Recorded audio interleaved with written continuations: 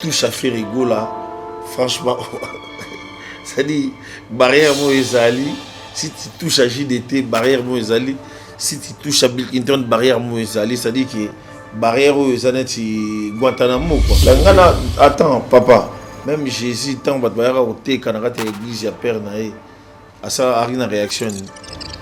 Bon, au pays, on a si gros, on a peine à battre, surtout vous en a peine à battre, on a pété. Olingi, attends, Balbango, celui qui veut la paix prépare la guerre. Il y a une position de guerre. Non, mais, hey, papa, tant de temps pour la guerre, na biso zaravi na biso. Nzamba pesa la biso la mukeli. Si ko yo futango bando tambola, faut luka soso, o luka lipa, et que ça na nzalate. Dynastie, ndé na fandi boy. Ba oto beka ngai ndé ni. Mabele mo boy. Te wane na yokaki, wala ngabo na yoki baye. Dimanche sur la lobby na okini na Litec Esferel na okini kuna pour que le roi na kin mabele monsieur zakuna père batwa pour la dynastie tala ba jimon ba komi na âge 20 ans osé 22 ça c'est Ferré qui te dit ça oui osé 22 ans na mona ki na mona moi si a comme 11 ans et voilà Baridi Bambi jour on a gina mona kakol vous ont ils a plaisir il faut toujours unis comment te se battre traiter na au ba traiter et voilà faire les lots na bouvant na pas parler là na loja à la 4 niveaux à payer na Kenya et il s'en fout dans Babilo qu'on a toujours Babilo à Hollande il s'en fout. J'aime l'évolution à bateau. Bateau yo ba ignorera bateau. Bateau yo ba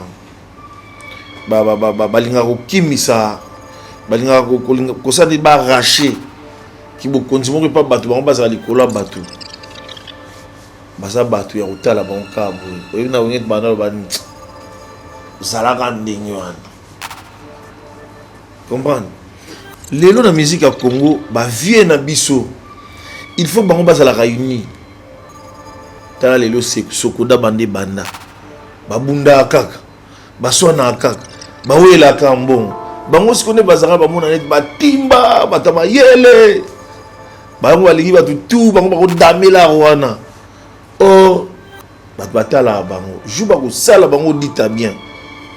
Obi chef hein. Je vais au bête à mon auditeur. On va au hôtel d'État. Ce qu'on est privé. Eh, il y a comme Zambo comme ça au commissaire à l'État. Ça faut c'était parce qu'on a gagné. You connais ça. Si quoi et l'eau ça si quoi mérite na bamboka il faut ba biso de sur la médaille d'or père. Oui mais bien ça yo ko to katanti fa regretter ko to katanti ko tanga te na uti ko sala ba cours kuna na France. Bon si ko yo kataki ntik fa ko tam konda pinir yo na ko to tanga te ke ta musique yo c'est la personne médaille. Charlie Chika na retardé. Attends s'il te plaît. Yo Chiki yo tangela yango te tant sous salo sel. OK na pas mal de chance c'était pas bien. Et baba vie faut ba kola rara, faut ba kola. Faut pas se respecter. Mais la mono Kenya était pour na kinda yo non dire. Oh, ya c'est la vie na biso. Yemoka yebi marba oloba. Ya c'est la raneti nde omoni Vinconi, omoni Mukulu, omoni Tata, omoni Didier Masela fondé baba père na biso to bakisa batu bacha mais les rebelles c'est ce qui est aussi bon message na badio na bino atara wenza mizembe pesa ah oui ça na bio wana bon du genre on change avec ya Jackie la carte album na ngapi to mina Lacoste to emi bina héritier to emi bina na vie malage na kata to emi na parce que moi ngana lela ba vieux na tu akala. Ce film m'a dit là, il mettait une banane. Ce job pour arriver mettre une banane. S'il te plaît, comment ça se fait que la Costa de la dynastie et puis votre frère bien-aimé beaucoup tombola na wenge binomoko héritier bi mobile la ndengwana a se retrouver dans la dynastie. Aroya na une dynastie kangamité. Donc sérieux pendant donc on na il a na sérieux. Oui, ba Michel Bastou ba teki ba Nzembo, ba Picasso ba teki ba Nzembo. Serge Mabia la teki Nzembo, Ferra teki Banzembo et ya Jackie wa J3P na yokaki et bon alors un peu Papi Kakol Ali Mbonda, bah oui, Babindombe. Oh, c'est du sérieux, frère. Ambassade de France. Ambassade de France, c'était mairie. Parce que l'ambassade de timbre.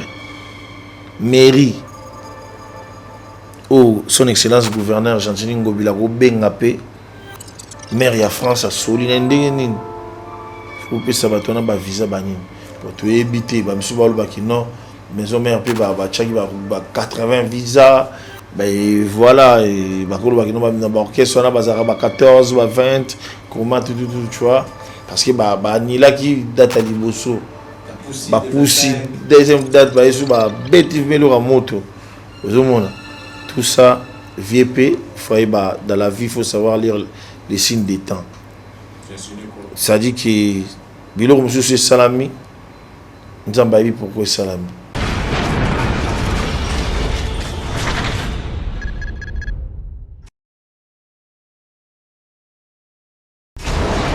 Hela ma on a ekolo samo na boala roga misil na ningina loba oyekoya heya. La 10e rue vous accueille à travers son émission Impression. Mesdames et messieurs, bienvenue à ce nouveau numéro. Nous sommes très fiers et contents de vous le présenter cet après-midi, sachant que vous êtes là en train de nous suivre et ça ne peut que faire plaisir, mesdames et messieurs.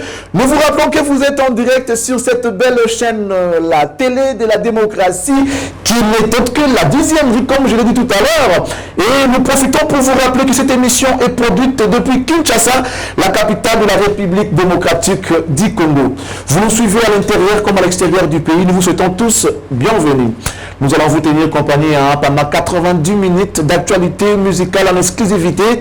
Et laissez-moi vous rappeler que l'actualité musicale reste dominée par la sortie de ces singles tant attendus appelé Pyroman. Pyroman qui a vu le jour le 29 septembre 2021 et ça ne peut que faire plaisir à de nombreux fanatiques de l'artiste musicien Ferregola. Je vous rappelle que cette chanson est donc une collaboration de Utras et l'artiste musicien Ferregola. Une chanson chantée entièrement en français qui pourra donner l'occasion à l'artiste de pouvoir être écouté par d'autres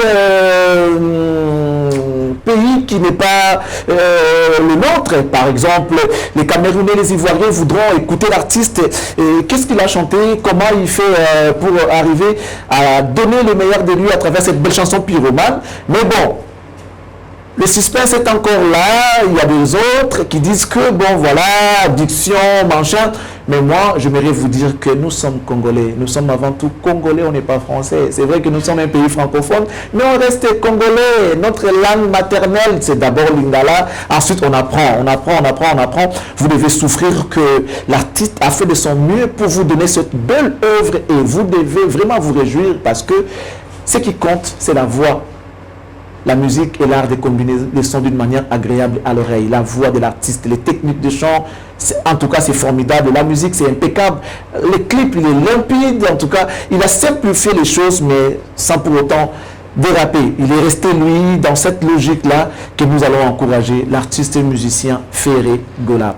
Mesdames et messieurs, il est en Afrique du Sud. Lui, c'est donc l'artiste et musicien Ibrator Piana et Alembuzi qui déjà va lancer un teaser qui annonce dans cette émission son album C'est pas sorcier. C'est pas sorcier qui va bientôt voir le jour selon l'artiste.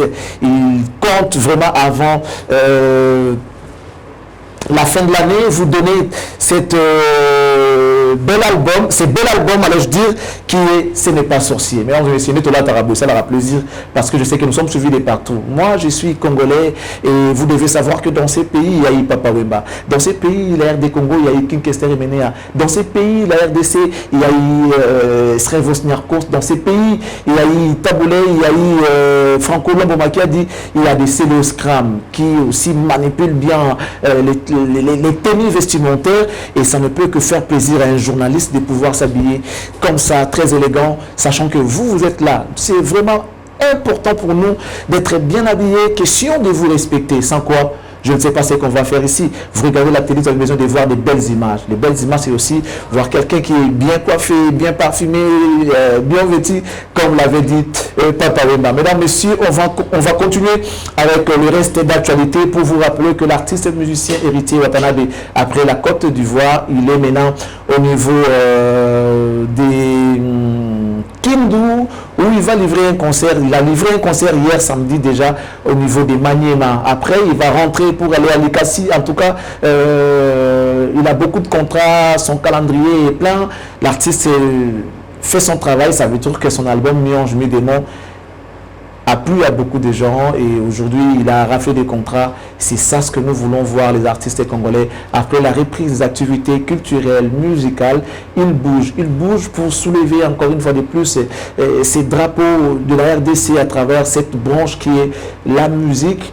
Et ça fait plaisir. C'est vrai que Wera allait jouer au Zénith de Paris, ça n'a pas marché. On attend voir Fabregas jouer à Lyon, Wazekwa va jouer à Lyon, Ferregola va jouer le 7 novembre au Casino de Paris, Kofi sera de l'autre côté à You Arena le 27 novembre. En tout cas, c'est un plaisir de voir les artistes bouger par-ci, par-là pour faire plaisir à de nombreux mélomanes dissimulés partout dans le monde entier. Et à travers cette musique, la RDC va encore se faire parler de lui. Mesdames, messieurs, nous allons continuer progressivement avec les restes d'actualité. On va rappeler que l'artiste et musicien, c'est le Scram, Mr. Poutine est ici à Kinshasa. C'est lui, d'ailleurs, le guestman de cette émission. C'est lui notre invité principal. Mais on va recevoir un artiste qui n'est pas moindre. Il a évolué à côté de grands, mais aujourd'hui, il est le seul. Lui, il s'appelle Pepe Vanga, qui compose de très belles chansons, mais on va se poser des questions. Vous et nous, on se pose des questions. Qu'est-ce qui fait que cet artiste ne puisse pas décoller avec tous les talents qu'il possède, avec tous les talents qu'il a? Est-ce qu'il y a-t-il quelque chose qui bloque à cet artiste-là? Vous aurez les réponses dans cette émission tout à l'heure. Mais pour l'instant, mesdames, messieurs, je vous convie de suivre avec nous cette chanson en exclusivité qui est Pyromane, la chanson de l'artiste musicien Ferregola. Mais je rappelle, ça n'a rien à voir avec Harmonie. Moi encore Dynastie, c'est une collaboration entre l'artiste et Utras. Suivez et on se retrouve dans un court instant. Celui qui n'est pas avec nous est contre nous. Charlie Prince, le gentleman. Charlie Prince.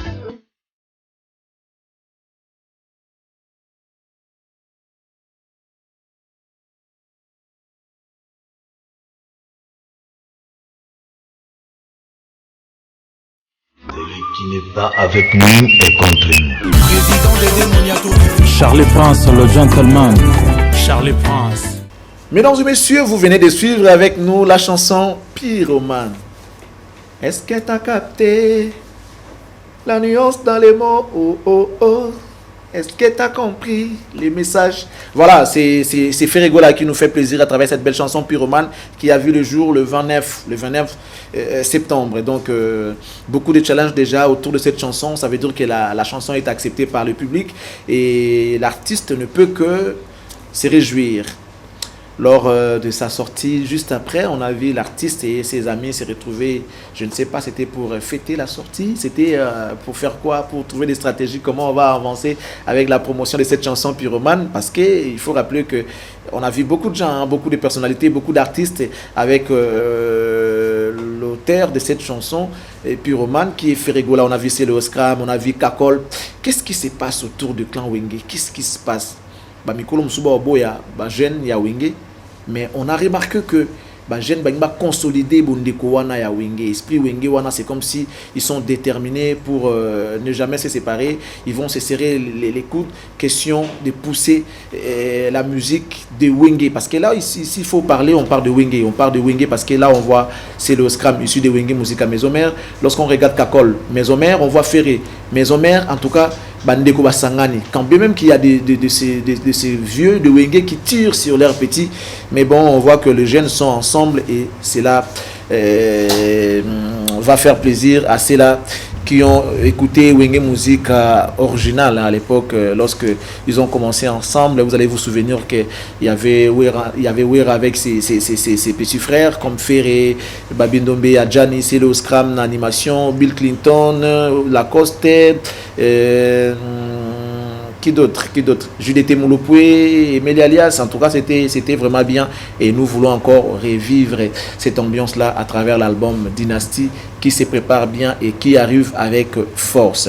Mesdames, messieurs, pour l'instant, je vous propose de suivre les teasers de l'artiste Ibrator qui annonce l'album C'est pas sorcier. L'artiste est encore au niveau de l'Afrique du Sud, mais il compte revenir bientôt au pays. D'ici, je sais pas, deux jours, il sera ici au pays.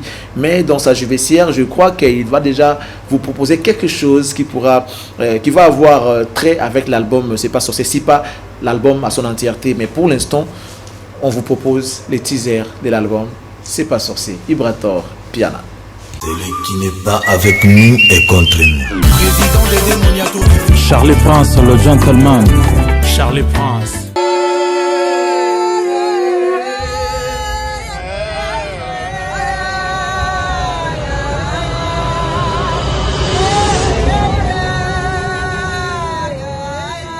Celui qui n'est pas avec nous est contre nous. Charlie Prince, le gentleman. Charlie Prince. Voilà, mesdames, messieurs, de retour après les teasers de l'album C'est pas sorcier.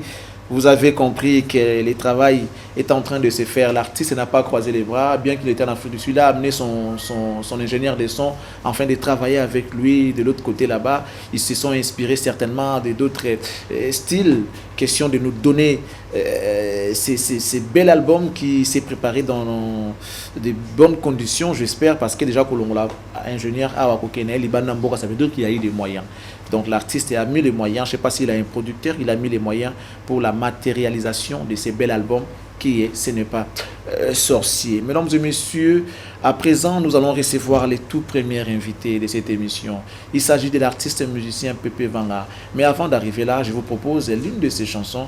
Question de vous donner un peu l'image de celui que nous allons recevoir tout à l'heure dans l'émission Impression. Nous allons vous rappeler, mesdames et messieurs, si vous nous prenez en cours, sachez que vous êtes sur la 10e rue télévision, la télé de la démocratie, et que cette émission est produite depuis Kinshasa, la capitale de la République démocratique du Congo. Suivez avec nous ces très belles chansons de l'artiste Pépé Vanga et on se retrouve dans un court instant pour le recevoir sur ces plateaux de l'émission Impression. Suivez.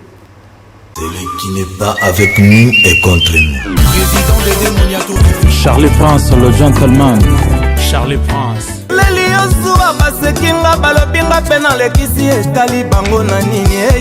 Celui qui n'est pas avec nous est contre nous. Charlie Prince, le gentleman. Charlie Prince.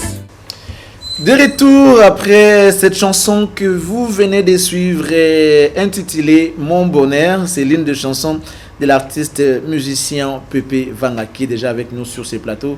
Vous avez compris, hein, vous avez suivi la thématique Nzembo. Ça veut dire que bon, jouer a permis na bolingo, oui, mais il est capé. Pépé Vanga, bonjour. Bonjour Charlie Prince. Très heureux de te recevoir dans cette émission pour la toute première fois sur la 10e rue. Impression toujours, mais la 10e rue c'est pour la première fois. Merci beaucoup. Comment tu as trouvé les cadres et tout? Kitoro ya Rosaranati. Yomo déjà on a bien papa chic, donc c'est quand tout à l'heure c'est bien. Merci beaucoup.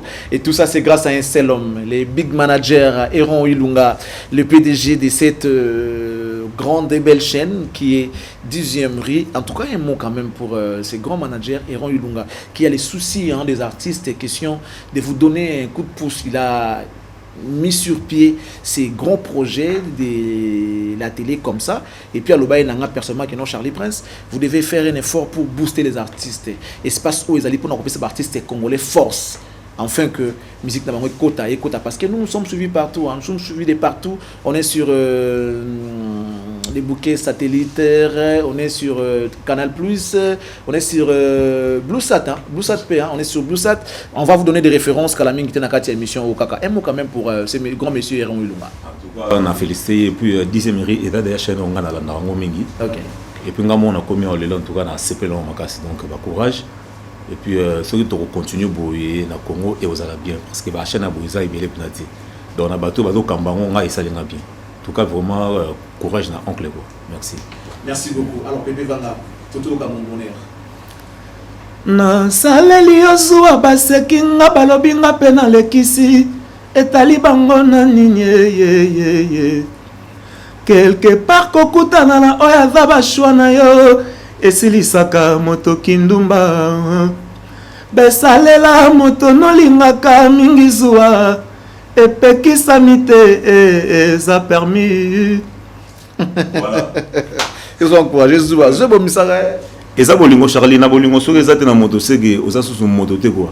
Donc bolingo il faut ezalaka. Donc moto na olingaka kobombaka ye te saelaka ezuwa po eza permis a comprendre que olingaka ye zuwa elekaka ndelo te matata na bitumba tolembi olingo ezalaka moko me bato moto azalaka ye moko te camarade pona yo mobali yakomi kobanga kobima pona yo somo zuwa ezalaka mabe te na bolingo kosalela zuwa bongo soki mobali na azobima nzela aokende ya mabe mare asalaki zuwa akendaki mpe suti ebikisi ye peut-être akendaki wana alingaki mpe akezwa likama akuta na likama boye ya mabe kwa donc zuwa eyaka nango bien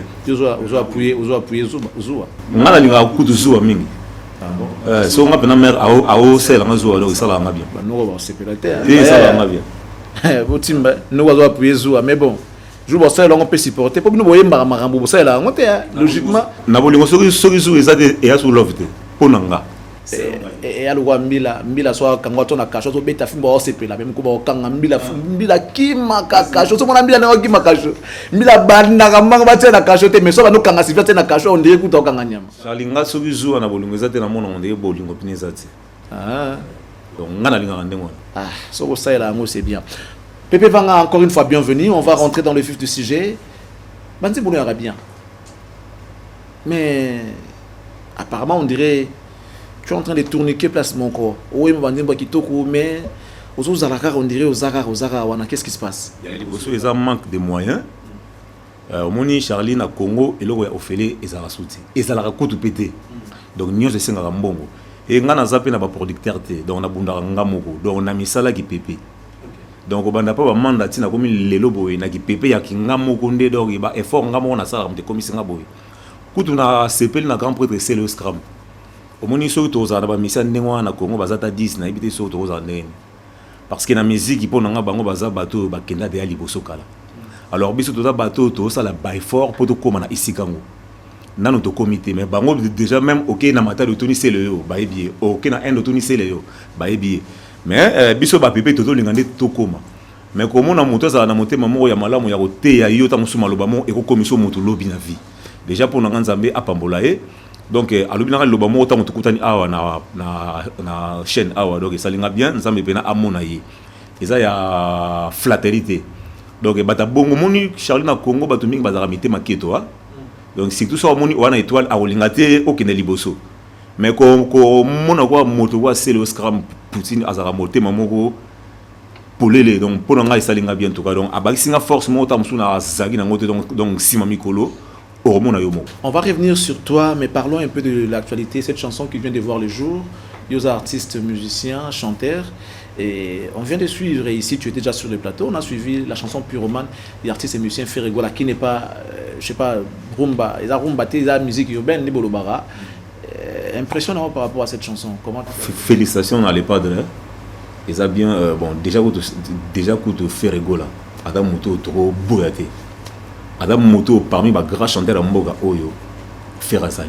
Donc Ferra Asala jamais le Ramabe. Ah, jamais. Asala jamais le Ramabe. Adam musicien Oyo Ngana Oga trop. Jamais le Ramabe. Ferra Sali le Romote O Ngana Mona Mabe. Banzembo. Banzembo naï. Voilà. Yo classerait na côté. Parce que ça le Ramabe jamais il y a quand même de quoi douter dans ça mais tant que tout le monde a papa taboulay hein tant que tout le monde a vie na biso ba antesa hein autant ba kenda après bango sko ngana tsaka les padres na bato ba travailler dire comprendre donc na bato ba travailler dire siko na moko na bango pata su kaka na bomoi à travailler à danger donc faire ça tout moto trop boyate quoi. Mais alors que bakulu tu n'avais belé netio beta na kumanda chante beta pas manda chante beta pas GDT bakulu tu n'avais belé on dirait bakota vraiment manqué doute na travail ya artiste Ferregola comment tu bon na ibi penati neti ya jaki na zam adam mutu na va na etro azam vimo alobara pensati na yoka pesika beta le solo ya le padre te nenga mabe bon pour na manda pe na ebité mais so manda akokota doute na le padre na ebité wana c'est communiqué parce que les loso autant va grand chanter la mboka na biso hormone ke Ferazali bah ba grand chanteur na côté ni ba yende ni pour être grand chanteur na boulot et yembelinde ba grand chanteur ni tu sais le un grand chanteur. Ah, c'est le grand chanteur. Comment on a monté on a comme un sentiment. On a comme un vérité. Charlie. Scrum a imbana naosela ninité. Pibité, hein? Scrum a imbana fait rigolo la grand chanteur. Ba imba David Gata. Voilà. Mais so oyogi nengi Scrum a imbana grand chanteur, on doit comprendre que non o pas grand chanteur. Et ça l'animateur est belé. A bête le mbala mo simbi mais so a continuer sur mon nage aza souté mais natala ba clip noko a emina ya Jackie au sentir que noko azoyemba donc au sentir que noko azoyemba donc scram ayembaka mais siko biso non bon na habité mais pour nga ayembaka bien ada grand chanteur ada grand chanteur siko yo ba le padre te ko lega ba pepe vangati mais so mais nga ada grand chanteur tant on a eu ka yé nabi que nogo ata grand chanteur comprendre ko yemba na ba grand chanteur yopoza wana eta blague donc ce mot a finga le padre na éviter pyromane babio diction est bien té bon c'est vrai tomber masola pyromane té mais logo zawa diction est bien té boina boy tout ça yoza chanteur on est quoi intéressé na nzembo on est quoi intéressé na nzembo na kolo baboy na mokili moto nyonso te akolinga yo même nzambe oya kelanga na yo moto nyonso petalinga ye donc okosala pe loko bato nyonso te bako ndimango quoi donc oya lingi yo ye wana yo oyo baboyo voilà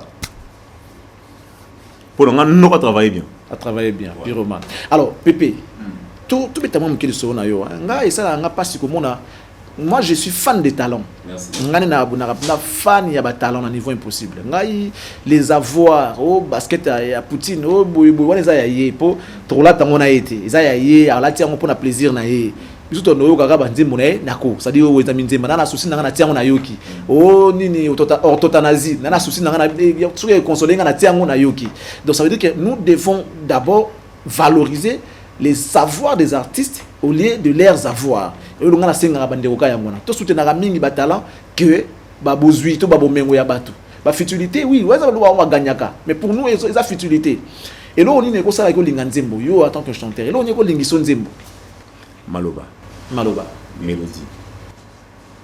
Lobi balewa. Maloba na mélodie. Ate mbeza na moi genre ça pour me dire. Maloba na mélodie pardon na voix. Ah d'accord. Il y a un peu de ça là que so na yo nzembo. Et tu juges que pyromane ça va. Ils ont bien makasi. Alors qu'est-ce qui manque à Pépé? Ou bien pas na biso et donc on fait les à la raté tout ça oui bien mais siko esenga nini? Qu'est-ce qui devrait ça demande quoi? Bon, ils ont senga ka ta musu ba soutien mo ya makasi. Batu mo ya makasi o ba kotsa maboko. Ponde na zabo ta musu na oloba ke na za na l'art penza te o ta musu na oleka na ba chaîne ebele ya opesa l'art. Ben tant qu'il n'a pas noko na misalaka donc les gars nango mais so il lobi na kuta na batumo o izake ba kotia pena pour nenge sengaka et au ça bien mais quelque part to ba peut-être que vous a lokolo kilo ne ba na Kinshasa lokolo kilo azozoté pour obeta na manda quand même obeta na manda grand chanteur mboka manda et bobimate Charlie nga na kontaka na nzambe na ngana na kontaka na mutu te parce que na tala pas manda o tala na clip mote ya manda comprendre nga mais tant on a commis Pépé o yanga moko lelo bato ba yebi Pépé ta moi moke wana donc nga na sala na ba effort na nga moko personnel o ezaka yango mte sala ngai donc na moke wana bato ba yebaka nga na moke wana yango mte la sala Pépé wana donc na zo bunda album na ngami balé ezobima ba bato ba otala ngai ba o ba lingaka la bonne musique ba otanga pe ma boko nga na zali talent pe nezali so lelo ba moyen mo boy et mon ani Charles Nef sayo et ça pena dégâts ba moyen mo na next na ndeni parce que ba label na mboko ebele o yebi pe ba label ba te belé pe ba solista ngai menatala ki ta mususu ba produit mi su pe ba sala ba mo pe ba sala pe promotion te donc nga na olinga te ta musu na pe sa bilo na nga pa ya mutu moko boy o ezaki ako vandisa ngo donc ndo mo na Congo ndire label assuré ate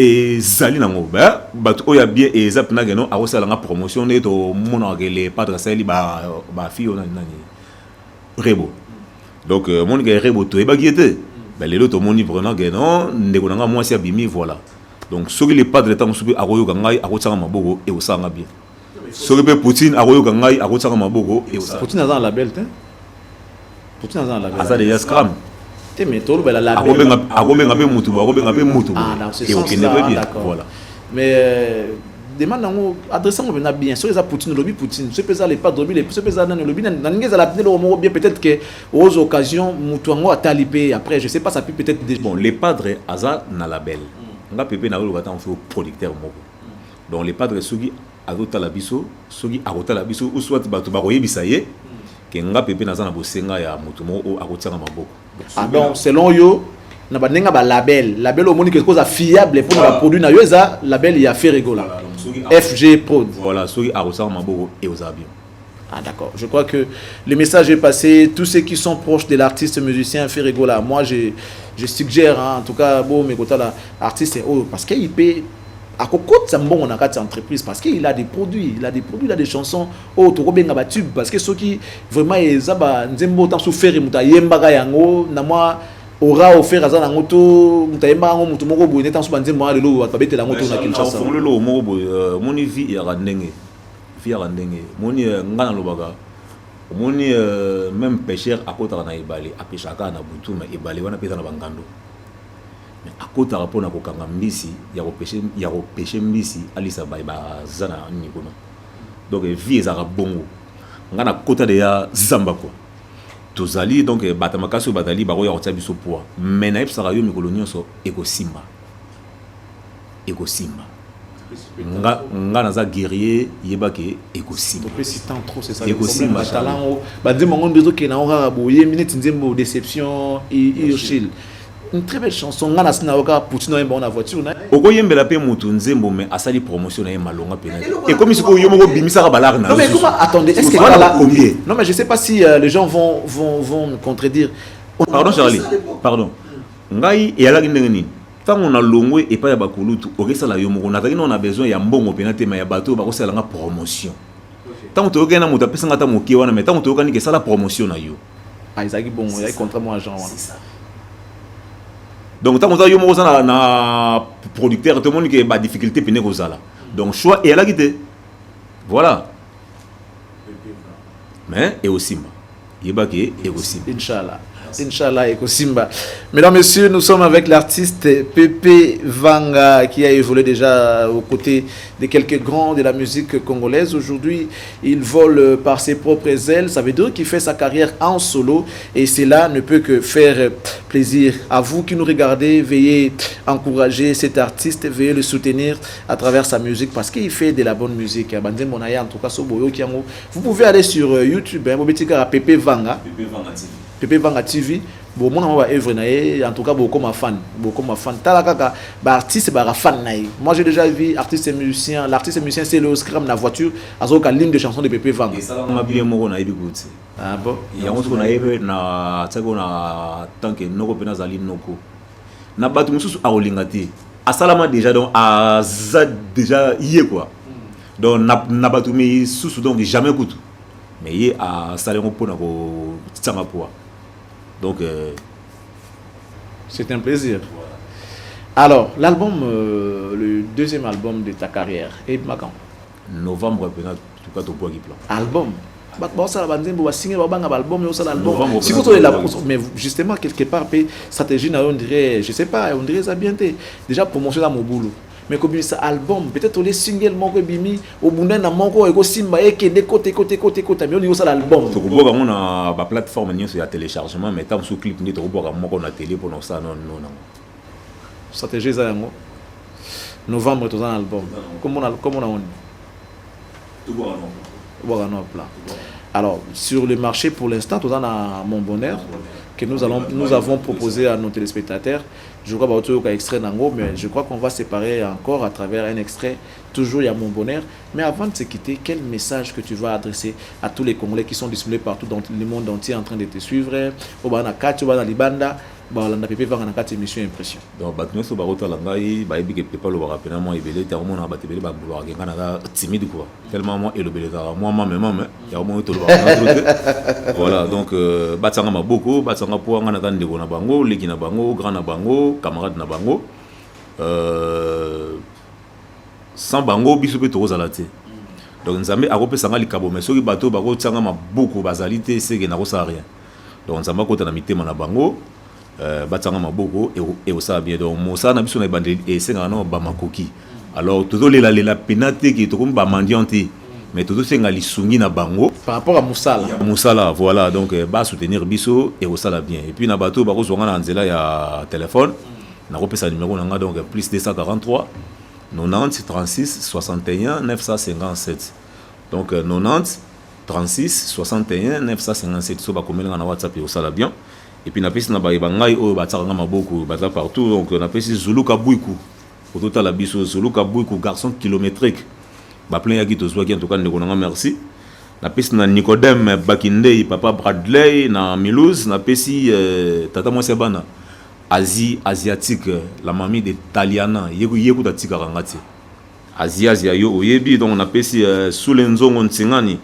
Na États-Unis mbote na yo na pesi Sérotine Tomo Espoir et Angélé na pesi Aiden Tomo na pesi Pakose Mayembo na pesi Christian Lilo Nanik Materazi et puis na pesi Dino Falanga na Milouz na pesi Semad Mabiongo na Bosani yote masana Gabana pano na Angola bilambeza ya biso na bango na pesi Adjimenga comme na Sénégal na pesi Adelar Matomi na Lyon. Et puis, on a pesi Migler et Kouchou Tata Lopango. En tout cas, on a bazo sombate. On a pesi Joël Mumpungu, bango ba atika rangate. Et puis, on a pesi Temple Astrid Moulenda. Donc, à la minute, on a tout chanson et Ezali Kama. Voilà. Et puis, on a pesi Mot na Goumen Sandouk na Grèce. Merci beaucoup. Merci beaucoup à Pépé Vanga. Temple du plaisir, des gros bisous à toi, Wana Mère. Temple du plaisir, Astrid Moulenda. Lorsque tout est calme, c'est pour dire un grand bonjour à cette grande dame qui a toujours été derrière ces grands hommes.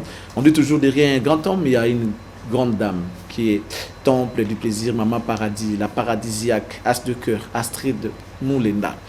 Nafura Issa, Nariana, Jemima Lingibato, Alida, mon bébé, maître, merci beaucoup à toi de nous suivre. Pépé Vanga, merci.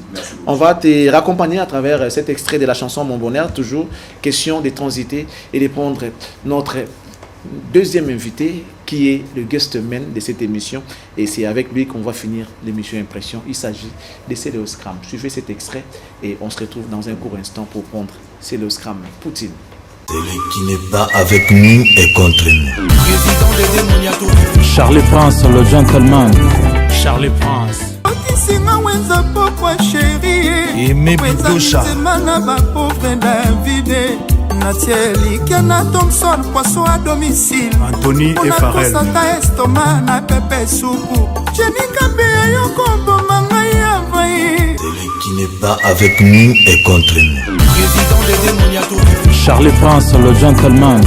Charlie Prince. Mesdames et messieurs, nous voici avec Mr. Poutine, c'est le Scram après cet extrait. Je crois que vous comprenez que on a changé d'invité, c'est les guest men, donc l'invité principal de cette émission, il s'agit de Mr. Poutine qui est ici à Kinshasa, c'est le Scram. Bon séjour au pays, en plus bienvenue pour la toute première fois sur la 2e rue télévision dans l'émission Impression. Merci Charlie Prince, nous sommes contents. Yakoya et puis qu'on invité à la 2e rue télévision. Déjà dans un monde qui est la chaîne Moko, ils ont pour promouvoir l'artiste. C'est très très important parce que la culture n'a pas des fois ils ont parce que bah tu vas soutenir l'artiste et basalité et les leçons qui toutes les chaînes y a beau pour nous soutenir culture. Franchement biso beto osala prêt pour nous osala simana et chaîne na biso. C'était un plaisir et tout ça c'est grâce au manager Eron Ilunga que je demanderai peut-être de dire un bonjour, je sais pas, un message. Certainement il est en train de nous suivre. Merci et bonjour à monsieur Eron Ilunga. nzambe ya bolingo azala na yo abakisa yo mayele ebele mpona kosoutenir culture ya mboka na yo parce que culture ekotisaka mbongo makasi na mboka oyo botika bato oyo te botya bango maboko bana posa na bino. Merci monsieur Oro Ilunga, nzambe ya bolingo azala na yo, ki Allah te bénisse. Alhamdulillah. Quand tu dis qu'Allah te bénisse, Alhamdulillah, c'est le scrap. Tu es musulman? Non, je suis pas musulman. J'aime les musulmans et puis j'aime les chrétiens. J'aime l'islam. Moi, je suis l'homme de la paix. Ok, tu aimes l'islam. Ouais, dans l'islam. C'est très bien. C'est le Scrum. Dans cette émission, beaucoup de sujets d'actualité, rigolade également au rendez-vous. Mais on va commencer par l'actualité. C'est donc la chanson de Ferigola qui vient de voir les jours. Pyromane. Ouais, Pyromane. Impression. Ouais, impression pour moi. Très belle Nzembo. Et ça déjà capté dans ma toile à Batou. 2-3 jours et les jours toi qui n'a. Le millionnaire. Non, le millionnaire place toi là qui wana. Déjà na santa qui déjà n'engé bat ba mbela kiango et qui bien puis na mikili kuna ba Candy Fab ba Janelda Kitoko ba bien Kitoko ba Makula Blonde ba bien on m'a très bien ba Givenchy Banque de France ba toi bien trop bien. Mais est-ce que tu es fier de l'artiste? Toujours fier. Toujours. Mais parce que c'est un artiste de mon pays. Moi, j'aime pas les gens au bar tout le temps combattre dans la ligne parce que c'est un très bon artiste, c'est un monsieur, c'est un responsable. Et puis, il a protéger la famille, il a protéger la famille, il a protéger la musique. C'est pour cela que seulement entre nous soit dit, cohabitation avec Ferré, binoba collègue, cohabitation. Bon, avant Ferré, il était un peu compliqué. Il fallait quand même qu'au Bunda pour expliquer ndenge ya komona ndenge ya vivre na bande connaît aujourd'hui il a tout compris que bande connaît parce que moni la séparation monsieur tout ça là il y avait des malentendus, il y avait des bilobaloba tout et là juste on a grandi il m'aurait sanga sele to koli il faut toujours unis bana biso ba koli tala ba jimon ba komina 20 ans. Oser 22 ans. Ça c'est Ferré qui te dit ça? Oui, oser 22 ans. Dans mon accueil, moi si, à comme 11 ans, et voilà, Baridi, Bambi, Jourana, Namona, Kakol. Ils ont plaisir, il faut toujours unis. Et aussi la musique n'a pas bien. Et on peut se dire que vous avez acquis une certaine maturité, comme si nous le lobo. Charlie, toujours cool. Tu sais, Nabatan Mogoboy, Baranki Noana et Bande rapporter les bisopés et le côté. Au fur et à mesure, tu as cola, tu as raté ma camébélé. Au fur et à mesure, tu as cola, tu as kangamate, tu as raté ma camébélé. Projet ou la dynastie, il y a un projet Mogoboy.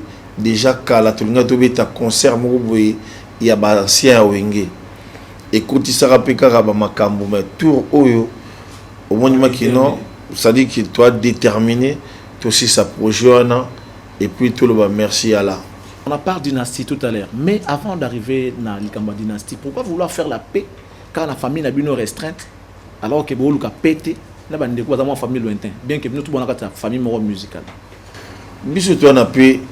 D'abord la charité bien ordonnée commence par soi-même.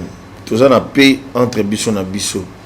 Les leçons na qui ferry à chaque fois sur la langue venanga sam chinto azalaka bien alobaka bien ponanga songolo nani pakala alobaka bien ponanga déjà toza en paix na bato nyonso ezaki tokoki pe kolinga pe kate tozala pe en paix na tout le monde non bato pe misusu baza bato yo bi tout à l'heure l'homme de paix ngana attends papa même Jésus tant bato bayaka koteka na kati ya église ya père na ye asa ari na réaction.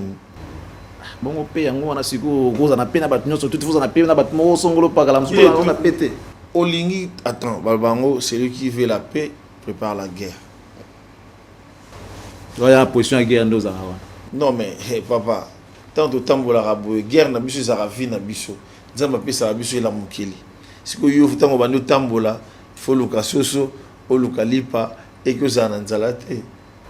Tout à l'heure au lobby. tant que on a fait ça revient dans ensemble tout le bien pour nanga. Alors qu'il y a également d'autres vieux oh vous avez une famille moko musicale Racine Nabino Isa Wenge version originale.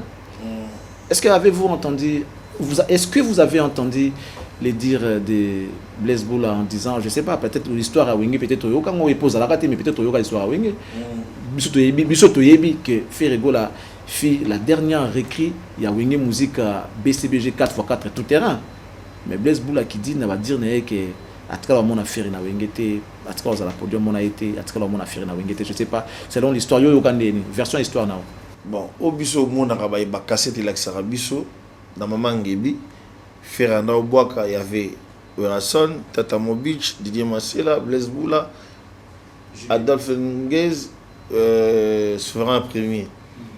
C'est que ça qui ensemble. Peut-être au moniteur bon bagi bakakol. Banda on a battuté, il mettait tout le temps des lunettes et puis voilà.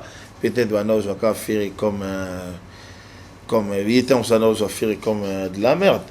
Et aujourd'hui faire Azali a Roland avait ma camarade se bat traité na au ba traité et voilà faire les lots na bouvant na pas parler là na loja à la 4 niveaux à payer na Kenya et il s'en fout dans Babilo qu'on a toujours Babilo Hollande de toute façon faire rigola frère ba OK a ozalaka na bitumba azalaka na bitumba depuis à Botama ti akokufa a ozalaka na bitumba ba obunisa mais est-ce que c'est normal les lots comme on a une fierté entre guillemets il y a bien au bateau vous pessi le beau qu'on a monté pas comme on va comme les lots vous voir vous retournez encore contre votre fierté en train de je sais pas comment vous pouvez wana makabu ezaki ya Wenge lelo si tu touches à Ferrego là franchement ça dit barrière mo ezali si tu touches à JDT barrière mo ezali si tu touches à Bill Clinton barrière mo ezali ça dit que barrière o ezaneti Guantanamo quoi muta olegate te muta olegate. Est-ce que par hasard là on est en train de supposer hein, parce que je ne vois pas un monsieur intello comme Blaise Boula qui sait que l'histoire est importante pour la génération future parce que si quelqu'un avait une comme histoire il y a Wenge donc à cause ça peut faire jamais mais ce qu'a Landi Penda Blaise Boula qui est un influenceur et qui a commis histoire il y a Wenge bon Blaise Boula avait dit que Ferry ne faisait pas partie de Wenge a commis histoire Oibara souverain premier Imba histoire échange kate papa Wemba nzembo nanga ya mulolo ebimisa Wenge bolinga te batemo nanga bazali public na Nzambe c'est tout donc public na Nzambe ba batemo ah oui on est avec Mr Poutine voilà comme quel voilà on commence barake Ferry asapeka neti Esaou Yesu alamu yokate Yesu alamu sakala azar pona kembo Nzambe lelo na ebili wana nga ezali kembo banguna molimo ebana ya Nzambe nzoto babele ya pamba bosa voilà que nous vivre éternellement organisa kinga Esaou boka vinada maza Esaou bolati poso pour disre public ayokela bino ma la bénédiction aujourd'hui faire azao azali même ata au fingier en plus faire comme na silence à Kabila oui comme la silence à Raïs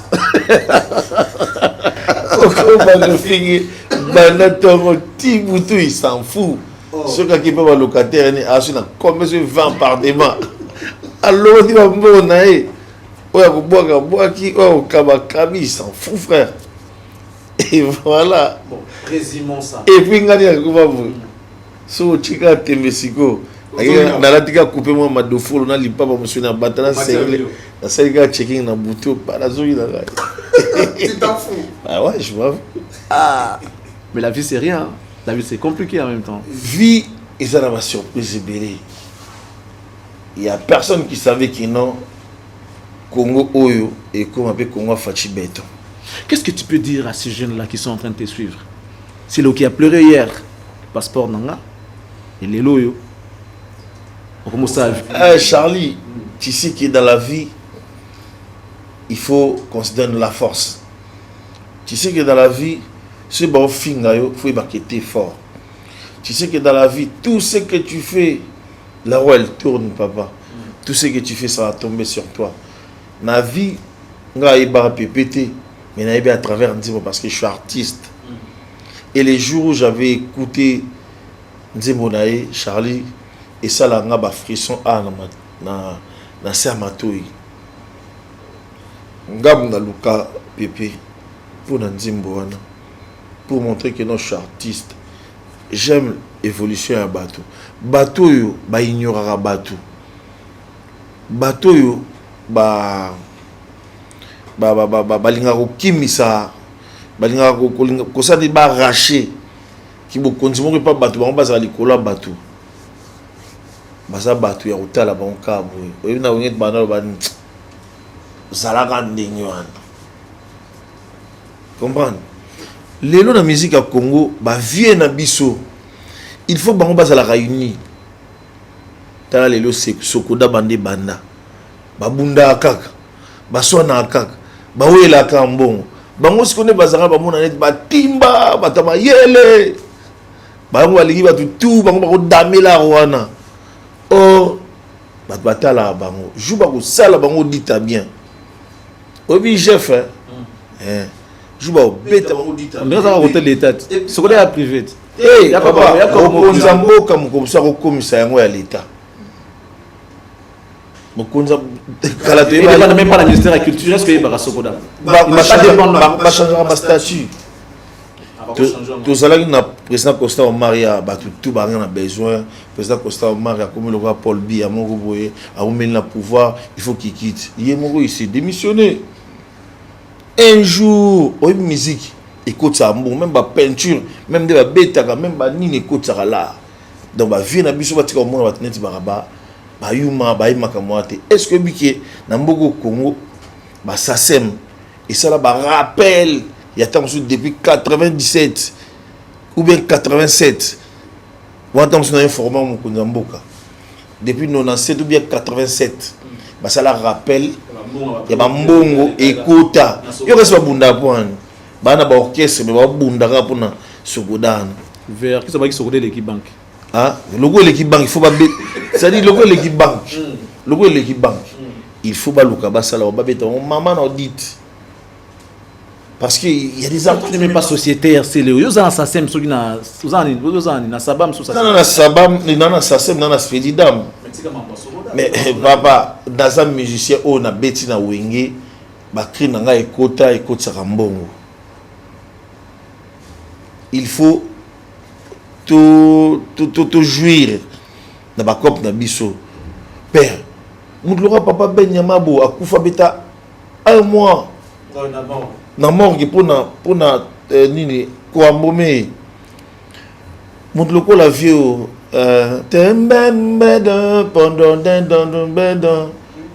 vie Roxy Chipaka ba vieux nje ba comment bela na miki mudloko la papa Benigo mudloko la vie nzaya dio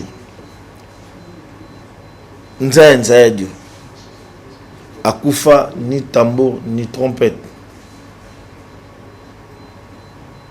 Tu insinues quoi par là? Mais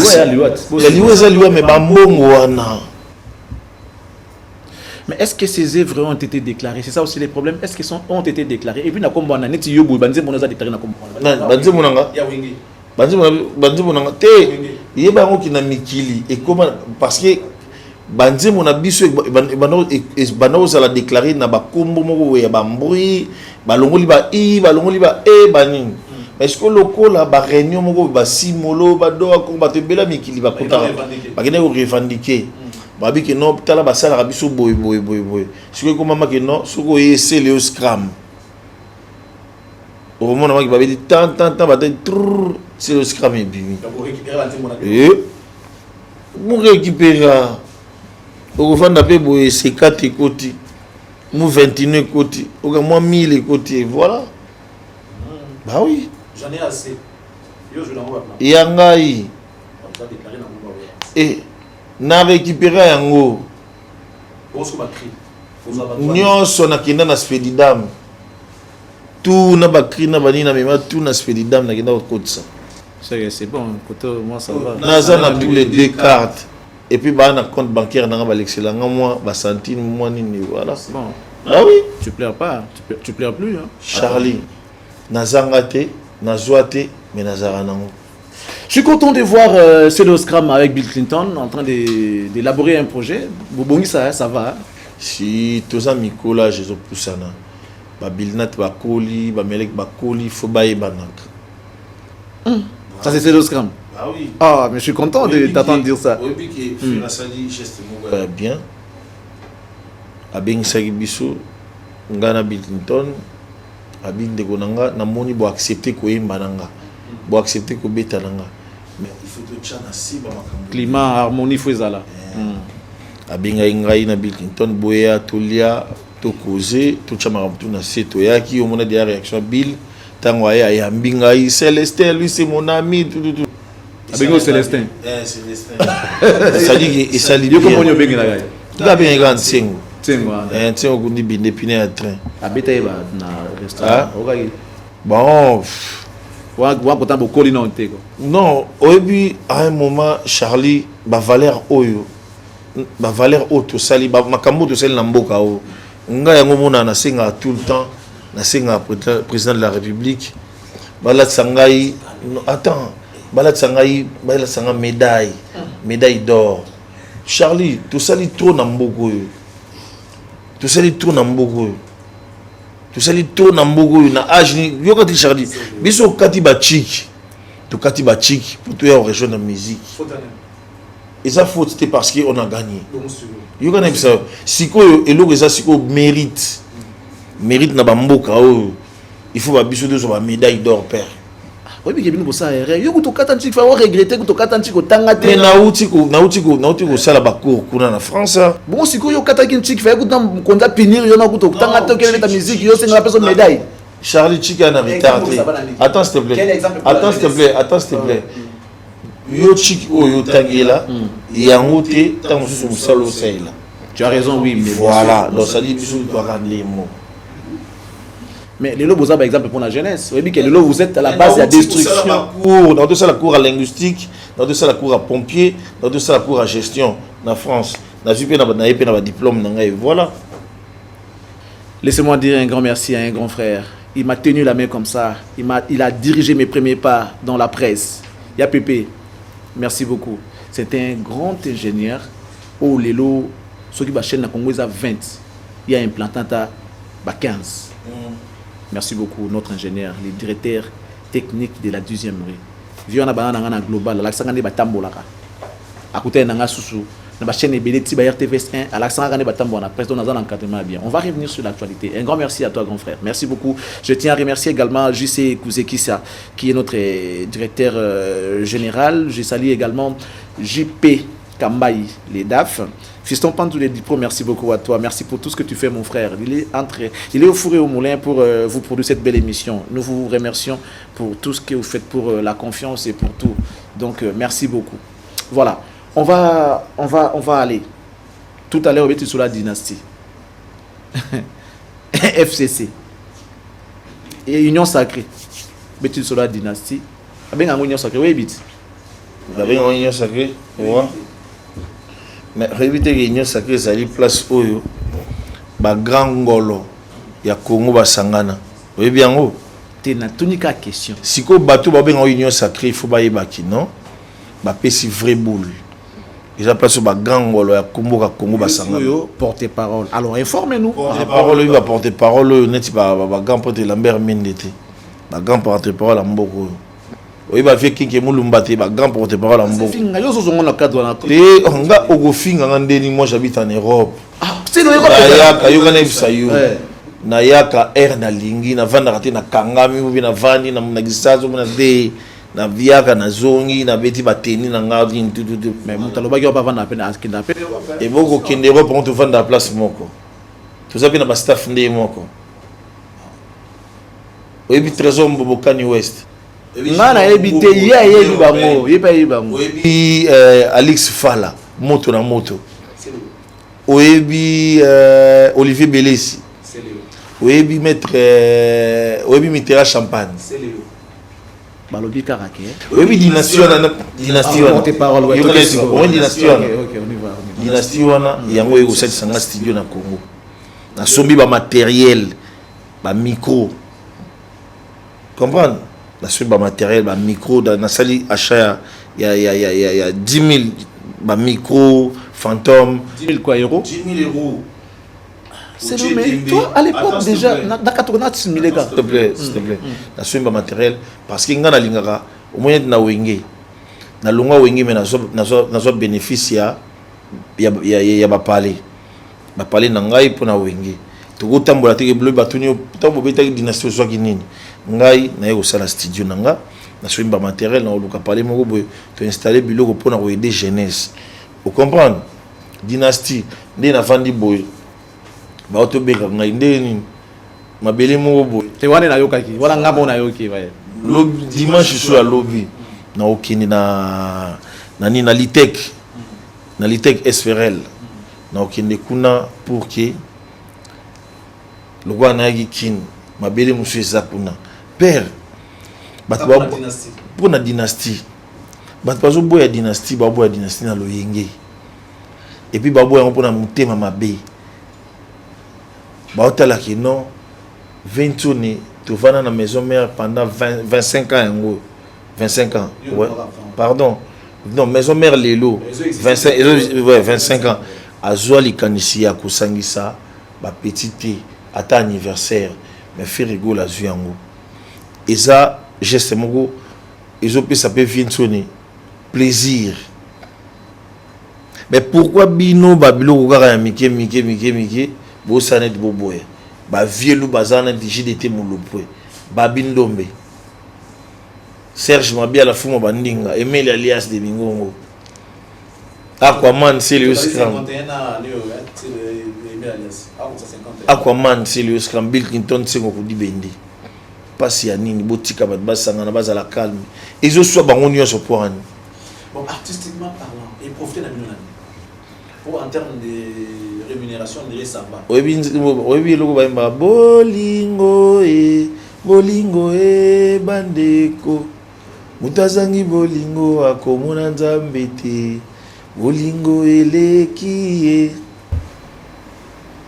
bolingo nde yango bozo kufela et si c'est seulement ça en tout cas félicitations et merci mais l'idée wana besoin qu'ils a bien au faire azwa qui au centre bandero na ye za bien bazo on peut comprendre pourquoi bazo télémela yango bazo eza parce que les autres disent que parce que vous n'avez pas associé Weranson na idée wana certains balobi que parce que vous en perte de vitesse bon mon que individuellement parlant bo kokate faut savoir unir ba force na bino pour épée sabino impulsion oyebi na mboko Congo bato belé bango banga koloba ata français la télévision pour ba okata bake bacholi ozomona il y a des gens qui réfléchissent en français. Maître Serge Mbound aloba elo mo weti meshamai il meshamai bazu yango neti avocat mususu aloba j'ai dédié soki la cour soki nini bato batomboka nyonso na pona kaka ko bebisa bato moral o bazo sala wana eza bourrage de crâne mais biso toyela bango acharnement la paix hein soyez acharnement c'est que paix est insulté qui vit la paix prépare la guerre. On est là, Ferry ne parle pas. Nous on est là, on bosse et puis voilà. Bah attaque on a nyoso. Il y a attaque moko, il y a ba faible. Bah attaque on a tout, bah ben FC il y a attaque ba faible. Au moins te faire la musique pyromane. Bah et au plagia on est oh, soyez tranquille. C'est le azana poto. Yoka bango c'est le abwaka ngunda afinga mboka po bakimisa ngai abenga mokonzi de fait Kaimbi que son âme repose abe mokonzi tala boy habité ouais un problème na mbogo te na kitambogo Charlie batu bayaka po ba déstabiliser batu ba moral ba faible obi na commencer bo bunda et na boxer muso beta noé maika fingi mère na po démoraliser sikoyo biso to tala ba onka ya Jackie silence ya fachi beto merci au film kia oh yo kenda no bongo ndio kenda na bamanda chante c'était pas bien ndio kenda na bamanda chante c'était pas bien et baba vie faut bakola rara faut bakola faut pas se respecter mais bes na mono kena été pour na kenda yo non dirait oh ya c'est la vie na biso yemo ba yebi marba oloba ya c'est la raneti nde omoni Vinconi omoni Mukulu omoni Tata omoni Didier Massé fondé baba père na biso soki ya c'est yemo bazo rejeter ferré le quoi ba image ezali petit ka image le ba et puis voilà public dans Nzambe ba témoin qu'est-ce qu'on va dire harmonie en peu dynastie Tikan toke na Tikan dynastie franchement ma camion ne pas fait rigoler. Ngai ils a état d'esprit. Mon album Oyo n'a aussi lisa. Tout qui est déjà dans mastering, na sur semaine prochaine, nous allons taper un générique. Et puis d'ici là, fondation Asso Mikili. Na qui n'est pas dans mastering. On va parler d'état d'esprit, on va revenir tout seulement sur la dynastie. Aux ans on a la dynastie. Oui. Bon, on a banane. On a fait rigoler kaka. Mais ça y est, j'ai des têtes. Non, on a fait. Pour l'instant, tout le monde en a fait. Mais. Il y a Jackie? Non. Faire à Yembi, là na Yembi. Oui, parce qu'on est tout au Baksabatu. Bacha mais les rebelles. C'est que là c'est possible message na badio na bino atara wenza mizembe pesa. Ah oui, ça na bio wana bon. Du genre on change. Là avec ya Jackie. La carte album n'a pas été mis dans Lacoste. Tu es mis bien héritier. Tu es mis bien dans vie malage. N'a pas été. Tu es mis parce que moi quand on est là, je viens à tuer à Kala. Ce film m'a dit là, il met un banane. Ce job pour il met un banane. Puis s'il te plaît, comment ça se fait que Lacoste est dans la dynastie et puis votre frère bien-aimé beaucoup tombola na wenge bino moko héritier bino mobile la ndengwana a se retrouver dans la dynastie. Aroya na une dynastie Kangamite. C'est un frère Aroya. Aroya peut sur invité à vous appeler figurant et à problème te. Ah, la nenga wenge te. Figurant invité à se figurer voilà ni na clip. Et à problème te. Voilà to bossa na biso. Tout le monde a beaucoup de clips sur kuta na ba clip sur ba daju kuta na ba clip sur ba gradir et à problème te. Et Lacoste a okuta na ye. Ouais. Ngana sûr. Nga kozana bango tout. Bon Kabosi. Lui tu peux c'est Denzimbo. Tu peux aider Denzimbo. C'est que tacle na Simbi. C'est quoi qu'a porter parole la fongoli maman des champs. Et tu peux c'est Denzimbo. Aïe ma dynastie. Tu peux Denzimbo na Emae. Aroye mais la pétam son honorable Paul Bintou. Mais ça allait bien. C'est le scrap. Parce que sur aussi 60 000 T, 50 000 T, il ne faut pas parler de 50 000 et 60 000. Ce qu'on est sur le PC d'Inzimbo, la dynastie, et ça allait bien, écoute, il a eu Bende.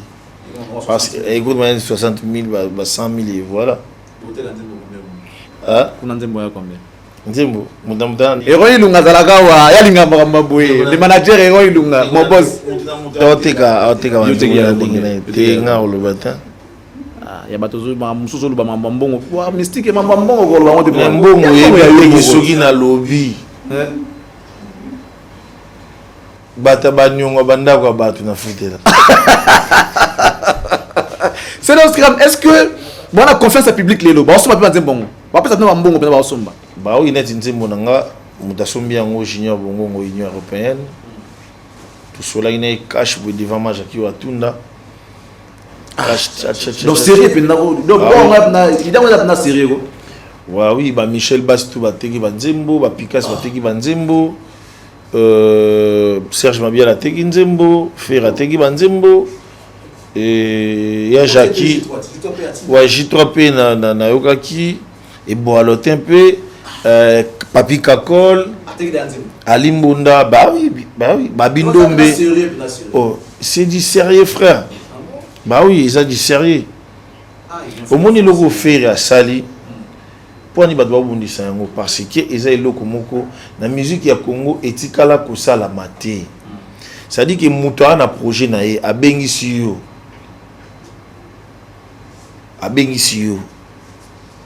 Ayebiso ki yaka na nzembo teka nzembo na yo teka mabanga, c'est moi qui va produire l'album. Est-ce qu'il y a idée mabe? D'abord qu'est-ce que tu beta? D'abord qu'est-ce que quand tu beta rabo yo kama que non oyembeli mutu nzembo mais okaboli mbongo na patron. Mais Fer sali yango zwambongo na yo azofuta studio kudu ngana nzembo wana jeune moko beta qui caisse claire, des caisse claire. C'est Fer qui a payé tout ça. Et puis Mikolo tout qui est après kolia wana Fer alobi number 1 tout qui n'est pas number 1, tout qui pas Cédric de Tokyo. Tout qui pas Cédric de Tokyo to vandi to bae na da suka na ngoga Cédric a koti. Aïe na eloko moko wana bo Elias moko wana ba pesi Fer. Fer non, c'est le besoin de Kabola Nabil. Mais les gens disent que Fer a kabaté, Fer a bien abattuté. Te abi besoin le besoin de nous lire sur Kabola Nabino. Ouais. Nous acheminons vers la fin. État d'esprit. État d'esprit, les albums Oyo Batunyo sur Bazar Rosela.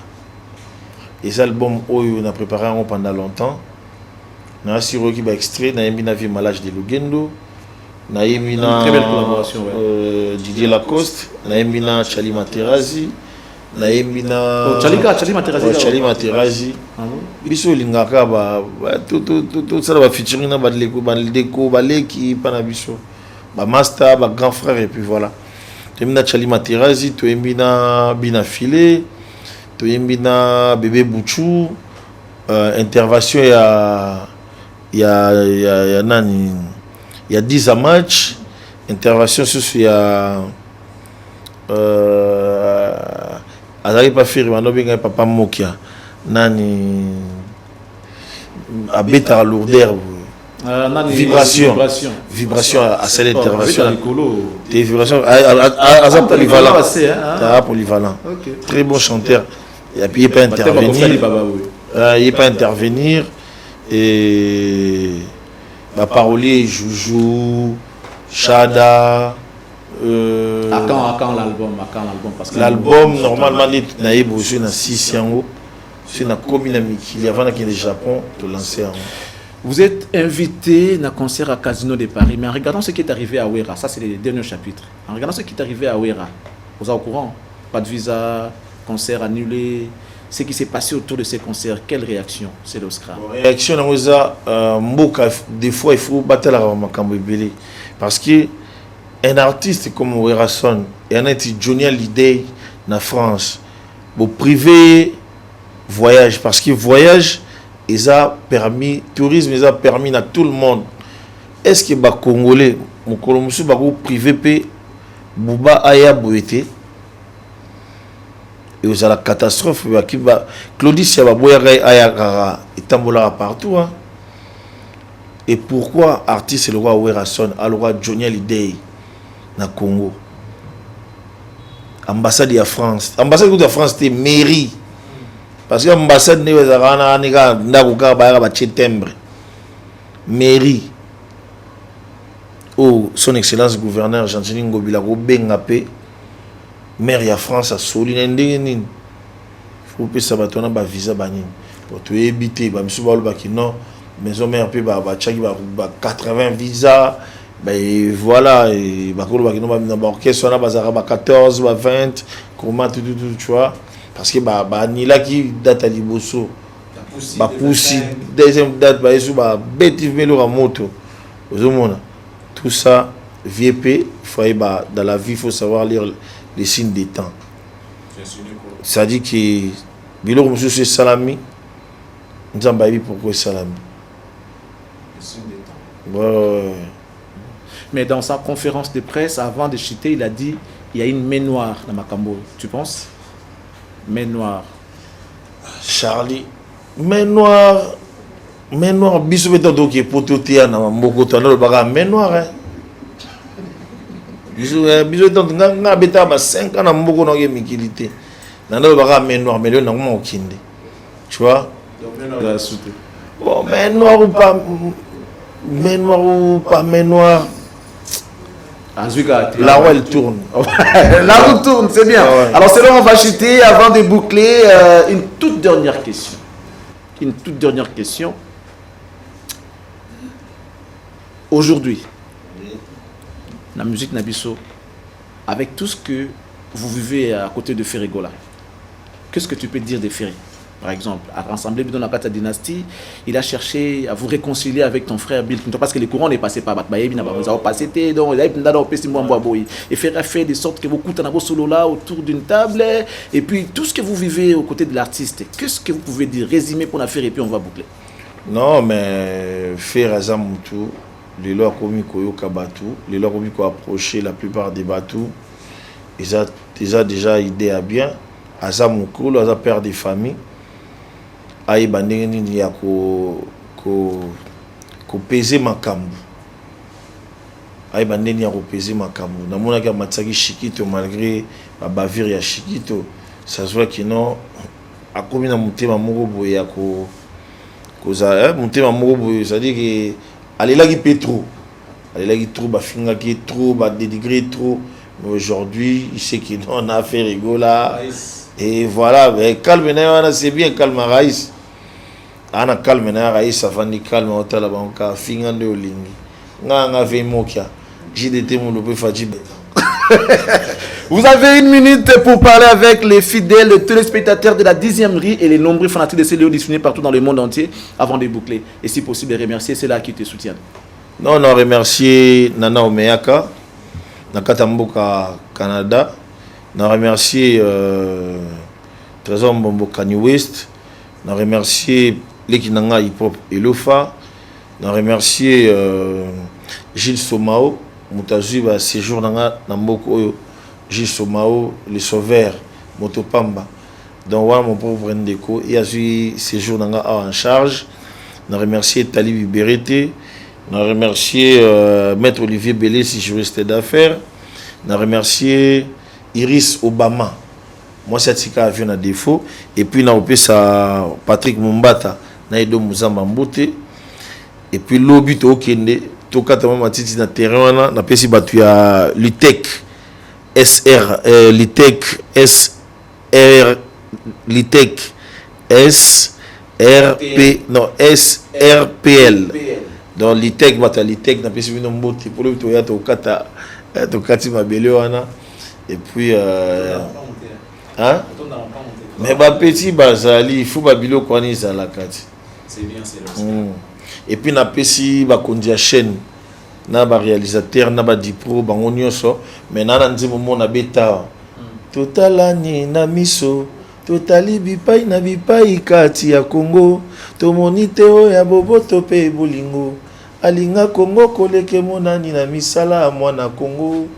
Oninga ya bilenge leki ya bapapa pe ya bakulutu mwana ya bamama pe ya bapapa nyoso ya Congo toyo kwea fachi beton aloba bonheur ya Congo na mandoki te bonheur ya Congo bilo mais c'est ça on a besoin de dipro na éviter en tout cas je pense qu'il y a des fiston pandu bolu kanzembo wana sans quoi thématique à kitoko bo fiston pandu bonheur ya Congo na mandoki te bonheur ya Congo tovanda pe totuna na nini tolingi solution ekozwa masena ko dialoguer Congo ekomaki deshikete mwana ya nini akoma na nini te fachi beton lobby ça ne peut pas continuer. Bravo, mesdames et messieurs, nous sommes arrivés à la fin, mais laissez-moi remercier cette grande équipe qui a travaillé pour vous cet après-midi. Un grand merci à l'équipe JC Kabambi. Merci beaucoup à toi.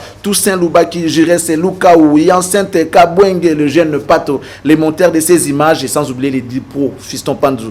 Merci. En tout cas, il est vraiment pragmatique. Lui, il est l'homme de terrain, quoi. Il ne reste pas dans son bureau. Il est tout le temps là en train de surveiller, de vérifier qu'est-ce qui ne marche pas, qu'est-ce qui n'a pas marché. Et c'est très bien. Il faut que mon terrain et non il y a bureau. Il y a Pépé. Un grand merci à toi aussi, notre directeur technique. Merci beaucoup également à Jiresse Lukaou, l'électricien maison, Rose Kayi, étudiante na IPEN David de Mukendi. Ça, c'est de la part de Jiresse Lukaou. L'assistant personnel de Charlie Prince, Christian Digital Mvubu. Mais je ne peux pas finir sans pour autant dire merci à Bibi chez Oumou. Motema Cédric Makila depuis les États-Unis. Un grand merci à Odilo Mampouya, exemple à suivre. Merci également à Eva Moirina, Autriche, grand prêtre, mon ami. Merci à Nounou Ndembika Ndems Abima, Naveni Kivunda, donc numéro 5505. So Nicolas Takito, Kola Taba costume, Kola Tabi, Kola Tanese de Skrama Lati, Netingana Lati, Bolekana Kivunda, wana numéro 5505 et pas Nounou Ndembika. Mais toujours souligner qu'à Aboye. So la professeur Pesako, Maman Bilamba, quand tu parles d'une maison d'habillement, il faut la rappeler bien, il faut la rappeler bien. Pour ça, il y a les cas. Basso Bilamba, n'est-ce pas, c'est le scrameza. Yo là, tu as le droit, Maman Bilamba, on dirait, il y a le droit de faire un sola Yesu, ça c'est propre. Pour dire que Yesu n'a yo. Mais lorsqu'on se calme, lorsque tout est calme, c'est pour saluer la grande dame, temple du plaisir. La paradisiaque, Maman Paradis, Astrid de Moulenda, Temple du Caire. Merci beaucoup à toi. Un grand merci notamment à vous tous qui nous avez suivis. Mais pour finir, Noëlla Yanga, Lonengo, CB, merci beaucoup à toi pour tout. Et sans oublier Yuyu Mopunzi qui était là devant sa petite télé pour nous suivre. Un grand merci à vous tous. Sinon, on va se retrouver le dimanche prochain. Je suis venu en rediffusion aujourd'hui même à partir de minuit et puis mardi à partir de 13h30. Mais le dimanche prochain, on sera là pour vous produire une autre émission. Ça sera avec d'autres invités, mais ça sera avec le même plaisir, même chaîne, même équipe. Et surtout, on tient à dire un grand merci à notre promoteur, le big manager Héron Ilunga. Mais l'homme qui a dit non, il s'appelle Jean-Marc Kabound Wakabound. L'homme qui a dit non, qui a résisté à la tentation et à la corruption. Jean-Marc Kabound. On va se lever sur le scrum pour finir. Dimba Fachi Beto de Satina bien, non, c'est pédé, hein? Dimba Mboka. Dimba Mboka de Salah, on a invité sur. Théo, les gars. Dipo, en tout cas, je crois que le message est passé. Non, on a sur les gars. Inch'Allah. Merci pour tout. Alhamdulillah.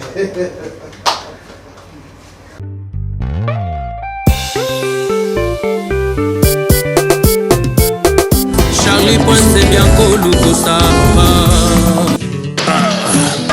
Koeba Moussala Kisa Kelengi Mogoboui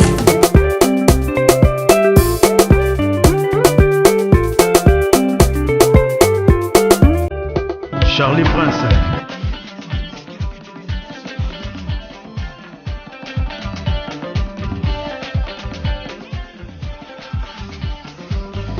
Charlie Prince